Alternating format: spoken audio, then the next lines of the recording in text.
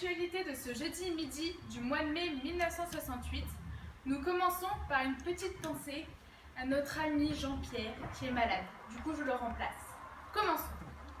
Des grèves d'étudiants et d'ouvriers ont éclaté à Paris. Elles sont de caractère sauvage et général. Pour eux, il est interdit d'interdire ce qu'un étudiant demande. Ces grèves demandent plus de liberté auprès du président, le général de Gaulle. Nous sommes en direct de la place où se situent les grévistes avec Jean-Michel, notre reporter, qui est au cœur de toutes ces manifestations. Bonjour Jean-Michel. Alors, comment se déroulent ces grèves? Oui, bonjour Marguerite, bonjour à tous ici. On s'entend plus, que du bruit, que des affiches de toutes les sortes qui jaillissent de la foule. Certaines sont collées sur des murs, comme derrière moi. Les étudiants et les ouvriers sont énervés et ne veulent plus être oppressés par des dirigeants.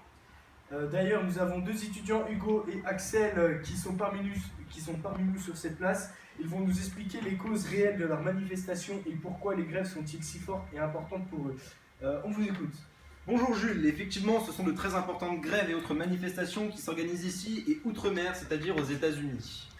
Nous nous sommes tous réunis pour lutter et dénoncer les violences extrêmes que subissent les civils vietnamiens.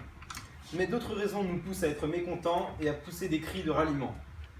Nous sommes tous pacifistes, sauf les CRS qui nous tabassent littéralement avec du gaz lacrymogène et des matraques. Nous sommes non seulement contre le conflit entre les Américains et les civils vietnamiens, mais aussi contre le capitalisme, le pouvoir gaulliste, le consumérisme et l'impérialisme américain qui ne cesse de nous rabaisser et nous dire ce que l'on doit faire. Nous ne sommes pas assez libres, trop contrôlés.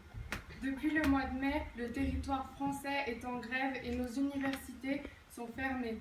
Nous occupons quand même l'entrée et les rues de Paris en essayant de combattre les forces de l'ordre. Les étudiants de l'atelier populaire des Beaux-Arts ont réalisé environ 800 affiches pour lutter avec nous.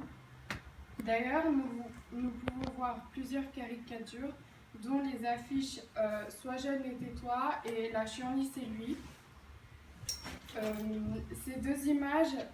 Sur ces deux images, c'est De Gaulle qui est représenté avec un képi, un grand nez et de grandes oreilles.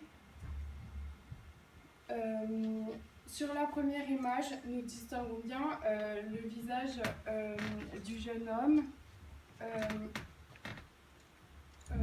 alors qu'on n'arrive pas à voir celui de Gaulle. Il a la main posée sur la bouche du jeune, ce qui nous montre qu'il nous empêche de nous exprimer librement. Et sur cette deuxième image, elle a été inspirée de son discours lorsqu'il a dit « La réforme oui, la Chienlit non ». Nous ne sommes pas d'accord car nous pensons que c'est lui la Chienlit. Voilà, merci beaucoup Marguerite, c'est à toi et force à Jean-Pierre. Merci beaucoup, bonne fin de journée à tous et tout de suite la météo.